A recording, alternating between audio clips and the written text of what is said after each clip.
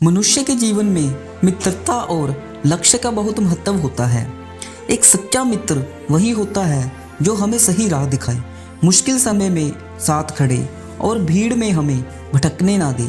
इसी प्रकार एक सच्चा लक्ष्य वही होता है जो हमें आगे बढ़ने की प्रेरणा दे, जिससे हमारा मन कभी शिथिल ना पड़े और जो हमें चैन से सोने ना दे, बल्कि उसे प्राप्त करने की धुन में लगे रहने को मजबूर कर दे। यह कहानी एक ऐसे युवा की है जिसने अपने मित्र की मदद से अपने जीवन का सही लक्ष्य पहचाना और उसे प्राप्त करने के लिए अथक परिश्रम किया। यह कथा ना केवल मित्रता की शक्ति को दर्शाती है, बल्कि यह भी सिखाती है कि एक सच्चा लक्ष्य कैसे हमें पूरी तरह समर्पित कर देता है। यह कहानी आरव और कबीर के बचपन की घनिष्ठ मित्रता की है। दोनों एक ही गांव में रहते थे और एक ही विद्यालय में पढ़ते थे। दोनों का बचपन एक साथ खेलते कूदते बीता। आरव एक साधारण किसान परिवार से था, जबकि कबीर के पिता गांव के सबसे शिक्षित और समझदार व्यक्ति थे। कबीर शुरू से ही पढ़ाई में तेज था और हमेशा आगे रहने की कोशिश करता था। वहीं आरव को पढ़ाई में उतनी रुचि नहीं थी। वह जीवन को मस्ती और खेल कूद में बिताना चाहता था, लेकिन कबीर जानता था कि आरव में बहुत क्षमता है, बस उसे सही मार्गदर्शन की जरूरत है। समय बीतता गया और दोनों मित्र उच्च शिक्षा के लिए शहर चले गए। वहां पहुंचकर कबीर ने मेहनत से पढ़ाई जारी रखी, जबकि आरव धीरे धीरे अपने लक्ष्य से भटकने लगा। उसे शहर की चकाचौंध और मौज मस्ती लुभाने लगी। वह पढ़ाई से दूर होकर दोस्तों के साथ घूमना फिरना और समय व्यर्थ करना पसंद करने लगा। कबीर ने कई बार उसे समझाने की कोशिश की, लेकिन आरव ने उसकी बातों को हल्के में ले लिया। एक दिन परीक्षा के परिणाम आए और आरव बुरी तरह से फेल हो गया, जबकि कबीर ने उच्च अंक प्राप्त किए। यह देखकर आरव को कोई विशेष दुख नहीं हुआ, लेकिन कबीर को बहुत चिंता हुई।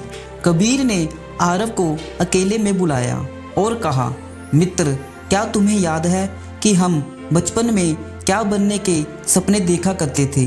तुमने कहा था कि तुम अपने गांव के लिए कुछ करना चाहते हो, अपने माता पिता का नाम रोशन करना चाहते हो, लेकिन अब तुम किस रास्ते पर जा रहे हो? आरव ने हंसते हुए कहा, यार, जिंदगी का मजा लो, पढ़ाई ही सब कुछ नहीं होती। कबीर ने गंभीरता से कहा, मस्ती और आलस्य में जीवन बर्बाद करने का मजा कुछ समय तक ही रहता है, लेकिन जब हकीकत का सामना करना पड़ता है तब बहुत देर हो चुकी होती है। फिर कबीर ने एक उदाहरण दिया, देखो, असली लक्ष्य वही होता है जो हमें रात को सोने ना दे।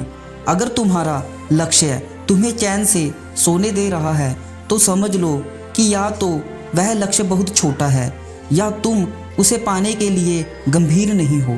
कबीर की बातें आरव के मन को सताने लगी।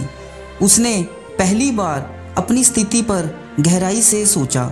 उसने महसूस किया कि उसका समय व्यर्थ जा रहा है और उसे अपने भविष्य के बारे में गंभीरता से सोचना चाहिए।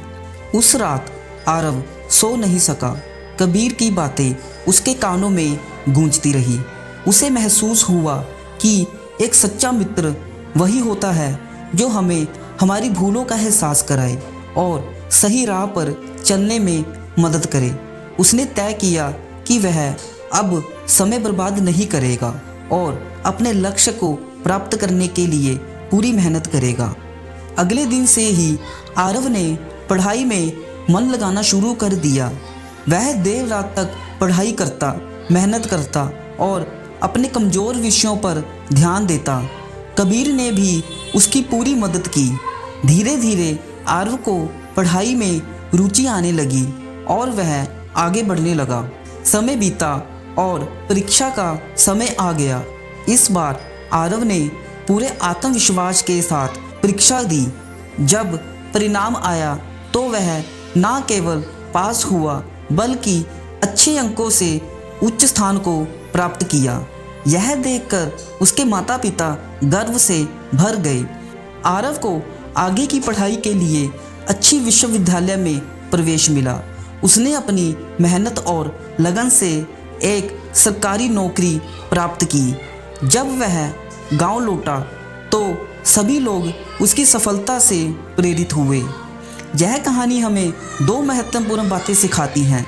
एक, सच्चा मित्र वही होता है जो हमें गलत राह से बचाए और सही मार्ग दिखाए।